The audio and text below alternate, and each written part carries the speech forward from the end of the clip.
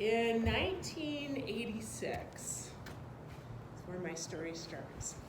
1986, my father is in this. My father started his second business. I was 16 years old, so I'm dating myself. and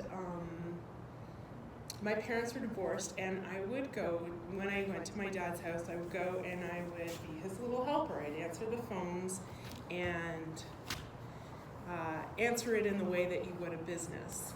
So I'm pretty sure you as business owners and entrepreneurs are familiar with starting your business out of your home. At the time, an ad in the paper, and that's what he did. Over the years, he grew his business. He had 3 branches, and things seemed to level off in his business.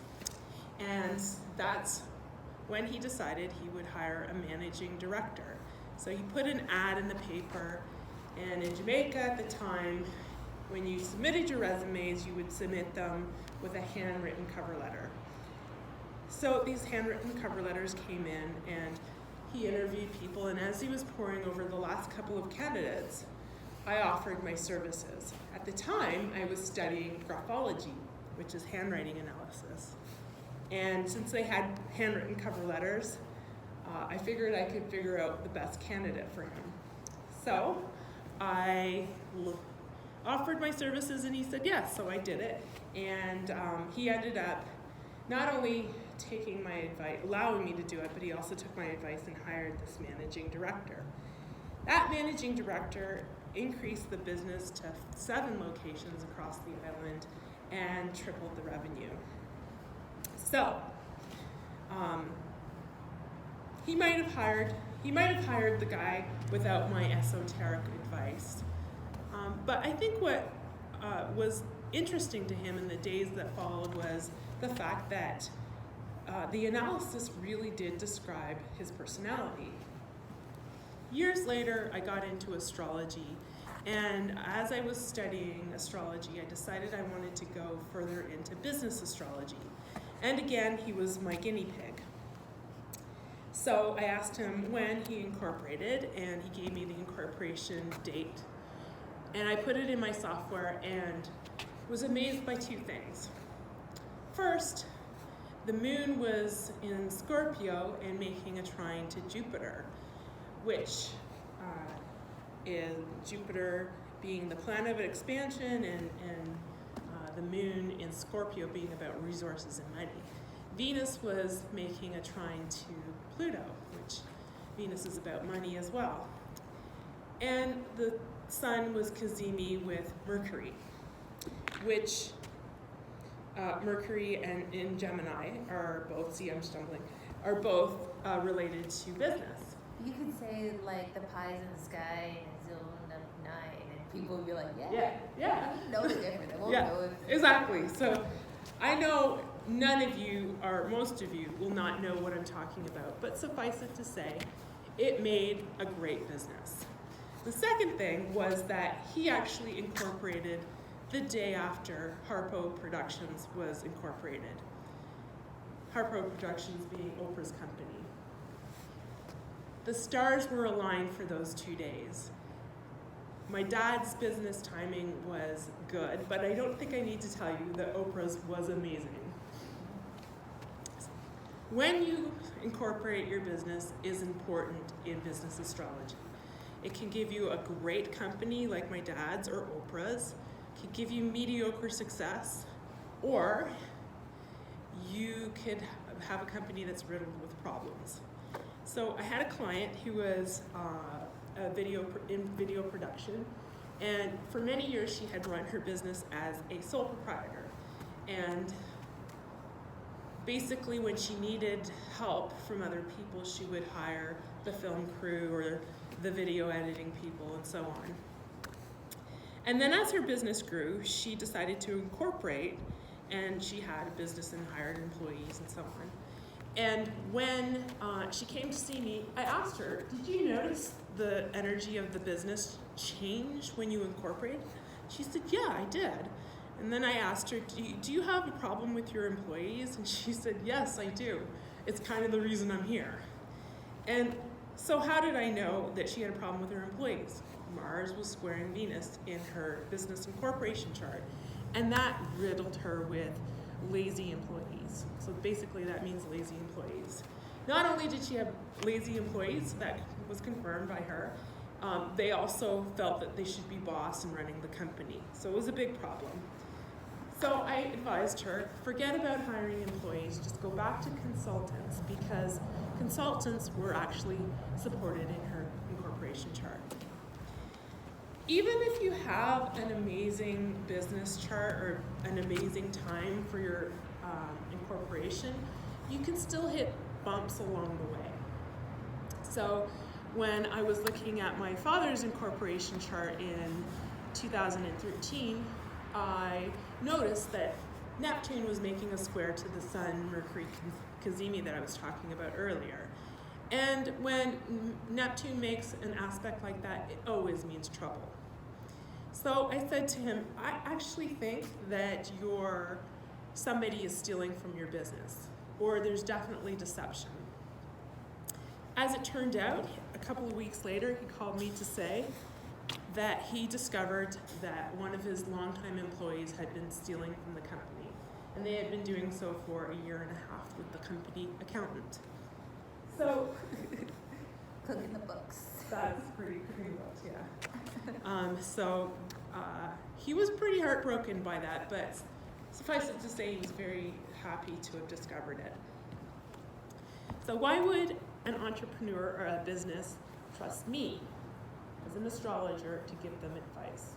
Why would they use this as a tool, especially in a world where science is, in the Western world, is valued, highly valued? I feel like we should have been timing. Yeah, it's okay. It will time I will show. Yeah. Well, that's not the case in the rest of the world. In India and Asia, and even in our First Nations cultures here in Canada, metaphysical tools are used. A holistic approach is taken, and they're incorporated when doing business.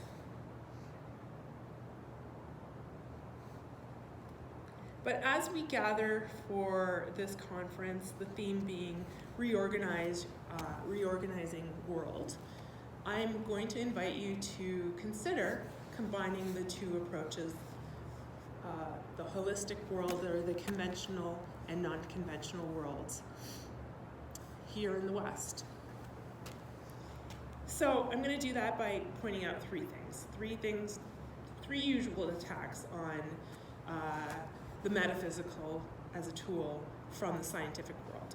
So the first is proof. So we often hear, it's not proven. How do you prove this? Well, we actually operate, and I'm saying actually a lot. Okay, so I'm trying not to do that. We operate quite often with tools that are not proven at all. So, for instance, Maslow's hierarchy of needs. I'm sure most of you have heard of that. Maslow's hierarchy starts with, I have to remember writing that on my too. Starts with attached to you, or like holding it.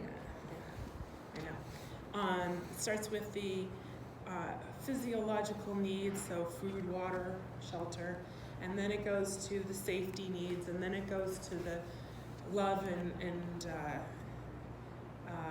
security needs, and then as it goes up, you get to self-actualization. And management consultants will come in and they'll say, fulfill all of these needs and all of these in this exact order, and you will have a motivated employee. Well, I know from studying organizational psychology, the master's level, that it's not a proven theory at all. Yet it prevails, and we believe it to be true. And so my point is that we actually believe many things that are not proven by science. They just feel good, they seem right, or they add something and they help us to consider some truth. But if you came to me as an astrologer, I would obviously say, forget Maslow's theory. Let me look at the chart, and in the case of the video production client, I would say, forget employees and motivating them, just hire consultants. The second thing is that there are a bunch of quacks and charlatans there to fool you. Or we are, or I am. So if you stand back here, it's much cooler. Yeah. Quacks and charlatans who are there to fool you. I think whether it's conventional or a non-conventional approach, the more important thing is an ethical approach. So there are many times in the Western approach where we have been convinced that we were following the right path. Take, for example, the housing market crash of 2008. During that time, and I had a hard time understanding what happened. It took The Big Short, the movie The Big Short, to even kind of get it. And I consider myself a smart person. And really, we had people who are very good with derivatives and with projections and housing market projections and interest rates and so on, telling us that we were following the right path, and we believed them. So we put a heavy weight on math and science and anything that sounds very scientific. And what really matters is an ethical approach, and that doesn't matter if it's if it's non-conventional or a conventional tool. Hippocrates said that, so I gotta figure out the flow for this, but Hippocrates was the father of modern medicine, and he came up with the Hippocratic Oath, which says, first do no harm. So ethics is important. And that brings me to my next and final point, and that is that it's fluff. It's just fluff that you read in Cosmo or the newspaper. Would it surprise you to know that Hippocrates once said that a physician without the knowledge of astrology has no right to call himself a physician? Him or herself, I'll say, for modern day times. Hippocrates was actually an astrologer. In fact, all of the philosophers of the time, or the learned people, were also, in addition to being philosophers and mathematicians and astronomers, they were also astrologers. Astrology and astronomy were one body of science at one point. And then a guy named Nicholas Copernicus, you know what I mean? Copernicus. Nicholas, I gotta practice that one too. Nicholas Copernicus. You probably don't even need to say his first name because everybody just knows him as Copernicus. Okay. A guy named Copernicus and Johannes Kepler came up with a theory that first we believed that all the planets revolved around the Earth, and then came up with a theory that actually all of the planets are revolving around, including our planet, the Sun. And then Johannes Kepler's theories were later continued and were the basis for the age of scientific reason. And then the age of Enlightenment. During the age of Enlightenment, we divorced ourselves from myth and symbols and all metaphysical things. They were removed from scientific theory, and it's brought us to where we are today, where it's no longer a part of what we do.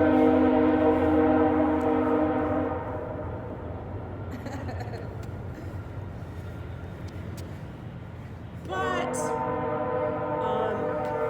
how distracting, that train. Yeah. It's good to be prepared for distraction. Yeah, I know, it's true. They brought us symbolism and mysticism were no longer a part of things. But astrology, feng shui, for example, goes back 5,000 years in China and is part of a complex system of Chinese astrology and mathematics, and is used to design space and buildings and objects to bring balance and attract wealth. It's used by Disney and Samsung. In India, astrology is so used in every facet of life, including business, that it is said to be one of the only businesses that survives a recession in India. And it's about 5,000 years old as well. In the West, astrology is about 2,500 years. It started in Babylonian times, in modern day Syria and in Iran, and then moved to Egypt and then into the Mediterranean. And did not survive very well in the Western world. Yet it prevails. Mysticism as a market is a $2.1 industry, according to the New York Times. Which brings me to, no, that was my last point. Well, that was the point that you were disapproving, or the common. Yeah, the idea that it's fluff. The naysayers. Yeah, so it's not fluff. It's actually very old knowledge. And that $2.1 billion industry is an indication that we are thirsty for it. We are thirsty for a holistic approach. Even myself, as I get more into astrology, I find myself wanting to learn medical astrology. And I've learned in medical astrology that a couple thousand years ago, or like 1700s, that's not a couple hundred years ago, that there's a book written that proves, or that talks about cannabis and hemp. Talks about it being a plant for Saturn-related problems, which is age-related problems, and not good for youth-related issues. So, for instance, I might cut some of this out, but so, for instance, if it's used by youth, it will cause infertility. And science has recently studied this and found it to be true.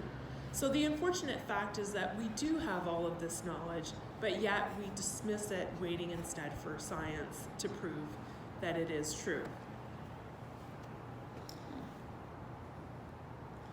What is my last one? I'm closing now.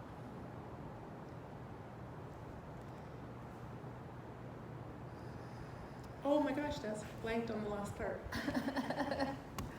I hope you will join me in seeing that mysticism can be brought together in one world in a holistic approach, and that it does offer something to business that is quite legitimate as a tool. Mm-hmm. Thank you.